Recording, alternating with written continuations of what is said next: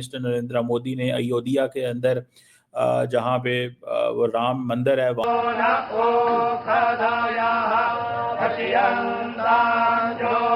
वहाँ पे एक झंडा जो है सेक्रेड झंडा उसे कहते हैं, वो लहराया है। और इसको इनागुरेट भी प्राइम मिनिस्टर नरेंद्र मोदी करेगा। अगर हम मोदी साहब की पॉलिटिक्स देखें तो उन्होंने इंडिया के अंदर भी और इंडिया के बाहर भी हिंदुइज्म को बहुत ज्यादा प्रमोट किया है।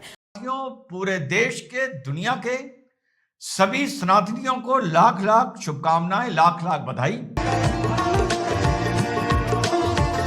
ये धर्म ध्वजा केवल एक ध्वजा नहीं, ये भारतीय सभ्यता के पुनर्जागरण का ध्वज है। विशेषकर राम भक्तों को लाख लाख शुभकामनाएं, लाख लाख बधाई। को सपोर्ट करेंगे। देखें, ये एक मजहबी प्लेस है और आपको पता है कि मुस्लिम अगर हैं तो हिंदू भी हैं। ये ध्वज संकल्प है और हिंदुओं को भी पूरा हक है कि उनको उनकी इबादत की जगह मिले। तो मेरा नहीं ख्याल कि ये गलत चीज़ है। और पहले वो क्या करते हैं, इकोनॉमिक टाइज किसी भी कंट्री के साथ स्ट्रॉन्ग करते हैं। जब वो कंट्री इंडिया के साथ बहुत ज़्यादा स्ट्रॉन्ग रिलेशन में आती है तो फिर वहाँ पर रिक्वेस्ट की जाती है कि एक हिंदू टेम्पल जो है बना दिया जाए। और ये ध्वज सफलता है, ये ध्वज संघर्ष से सृजन की गाथा है। अब देखा जाए, हमारी अपनी हिस्ट्री देखी जाए तो हमारे जो मुगल एम्परर्स थे वो भी इस चीज़ को सपोर्ट करते थे कि हिंदुओं को। नमस्कार दोस्तों, जय हिंद। एएलएन भारत में आपका स्वागत है। दोस्तों, कोई स्विच या रस्सी नहीं, पीएम मोदी ने दाएं से बाएं घुमाई मशीन और राम मंदिर के शिखर पर फहराया धर्म ध्वज। प्रधानमंत्री नरेंद्र मोदी ने अयोध्या राम मंदिर के शिखर पर ध्वजारोहण किया, जो मंदिर परिसर के पूरा होने का संकेत है। इस दौरान उनके साथ आरएसएस प्रमुख मोहन भागवत और मुख्यमंत्री योगी आदित्यनाथ भी मौजूद थे। पीएम मोदी ने एक मशीन घुमाकर ध्वजा फहराई, जो एक अनोखी रस्म थी। उन्होंने इस अवसर को सांस्कृतिक गौरव और राष्ट्रीय एकता का प्रतीक बताया। औपचारिक रूप से मंदिर परिसर के पूरा होने का संकेत दिया है। इस दौरान पीएम मोदी के साथ आरएसएस प्रमुख मोहन भागवत, यूपी की राज्यपाल आनंदीबेन पटेल और सीएम योगी आदित्यनाथ भी मौजूद थे। आमतौर पर ध्वजारोहण के लिए रस्सी को नीचे की ओर खींचा जाता है या फिर स्विच की व्यवस्था होती है, तब झंडा ऊपर की ओर जाता है। लेकिन राम मंदिर पर धर्म ध्वज फहराते समय एक अनोखी रस्म दिखी। दरअसल ध्वजारोहण से पहले अनुष्ठान के समय पुजारी गण मंत्रोच्चार कर रहे थे। कार्यक्रम स्थल पर पीएम मोदी, मोहन भागवत और सीएम योगी हाथ जोड़े नमस्कार की मुद्रा में खड़े थे। मंत्रोच्चार पूर्ण होने के बाद पीएम मोदी ने एक मशीन को दाएं से बाएं की तरफ घुमाया, जिसके बाद धर्म ध्वज खुद ही राम मंदिर के शिखर पर फहराया। इसी के साथ 9 नवंबर 2019, 5 अगस्त 2020 तथा 22 जनवरी 2024 के उपरांत 25 नवंबर की तिथि भी सनातन धर्मियों के स्वर्णिम इतिहास में दर्ज हो गई। प्रधानमंत्री नरेंद्र मोदी तो मंगलवार सुबह रामनगरी पहुंचेंगे, लेकिन मुख्यमंत्री योगी आदित्यनाथ सोमवार को ही अयोध्या पहुंच गए थे। बढ़ते हैं वीडियो में। पूरी आज़ादी मिलनी चाहिए अपनी इबादत गाहों में इबादत करने की, तो मेरा नहीं ख्याल ये कोई गलत चीज़ है। और सर, अगर हम दुबई की बात करें तो दुबई में हिंदू कम्युनिटी और पाकिस्तान की मुस्लिम कम्युनिटी बहुत बड़ी तादाद में रहते हैं। बिल्कुल ऐसे ही है, काफ़ी इंडियंस रहते हैं वहाँ पे और काफ़ी पाकिस्तानीज भी रहते हैं। तो ये ऐसे नहीं है कि हिंदू हैं तो उनको ना इबादत, अगर मुसलमान हैं वहाँ पे तो हिंदू भी हैं। तो मेरा नहीं ख्याल कि ये कोई गलत चीज़ है। हिंदुओं को भी पूरा हक है अपनी इबादत करने का। लेकिन पाकिस्तान में सर कुछ लोग ऐसे हैं जो इस चीज़ को सपोर्ट नहीं कर रहे। वो कह रहे हैं कि नहीं बनना चाहिए। हालांकि हमारे चाहने ना चाहने से कोई फर्क नहीं पड़ता।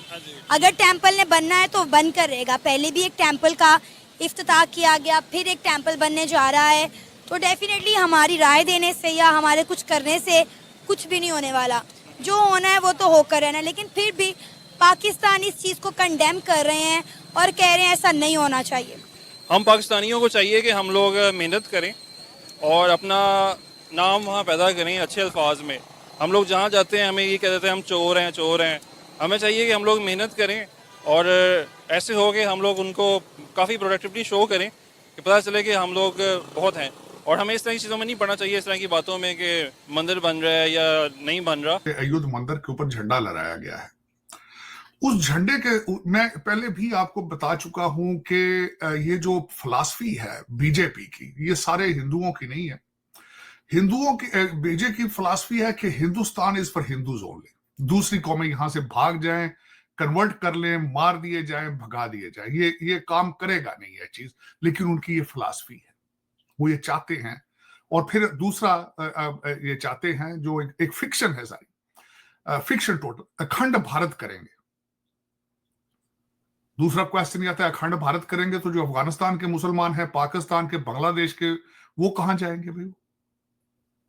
आप सभी को घर वापसी कर लेंगे? आप सबको हिंदू बना लेंगे दोबारा?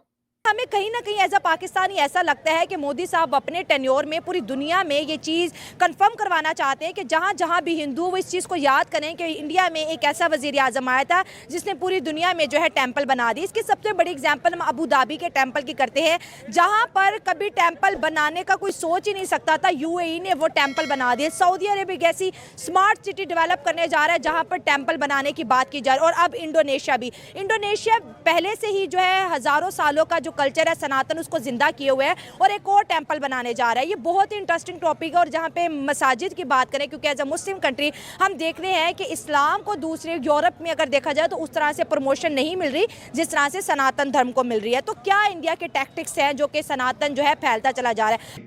जो राम मंदिर बनने का, राम जन्मभूमि पर जो एक पूरी प्रक्रिया थी, वो एक लॉजिकल कंक्लूजन पर साथियों आज पहुंच गई है, जब धर्म ध्वज समारोह रखा गया है नवंबर 25 को। जब मैं पढ़ रहा था तो इस दिन का भी कुछ महत्व है। पंचमी ऑफ शुक्ल पक्ष, द मंथ ऑफ मार्गशीर्ष, ये 9th मंथ है हिंदू कैलेंडर में, और ये अभिजीत मुहूर्त है श्री राम और सीता माता के विवाह की पंचमी का, और इसको माना गया है the day of divine union. साथियों, ये ध्वज का जो पोल है दैट इज 22 फीट लॉन्ग, जो ध्वज की ऊंचाई है वो 10 फीट है, और ध्वज की जो लंबाई है साथियों ये 20 फुट है। रघुकुल का प्रतीक कौवीदार वृक्ष, इसमें आप लोगों को ओम के साथ देखने को मिला होगा। हम ऐसे हों कि लोग हमारी तारीफें करें। हमें अपने ऊपर काम करना चाहिए, अपने मुल्क पे काम करना चाहिए। जिस तरह इंडिया ने अपने आप को मनवाया है, हमें भी अपने आप को मनवाना चाहिए। एग्जैक्टली ऐसे ही है। हमें चाहिए कि हम लोग ज़्यादा मेहनत करें और अपने मुल्क का नाम रोशन करें, बजाय कि इस तरह के मसलों में पड़ें। ये उनका अपना मैटर है, UAE वालों का और हिंदुओं का, उनका है। मेरे ख्याल से ऐसे ही है। सही। अच्छा सर, आपको क्या लगता है कि पाकिस्तान में जो हिंदू कम्युनिटी रहती है, क्या उनको यहाँ पर मजहबी आज़ादी हासिल है? जैसा कि आपने खुद ही कहा कि अगर मुसलमान हैं तो हिंदू भी हैं,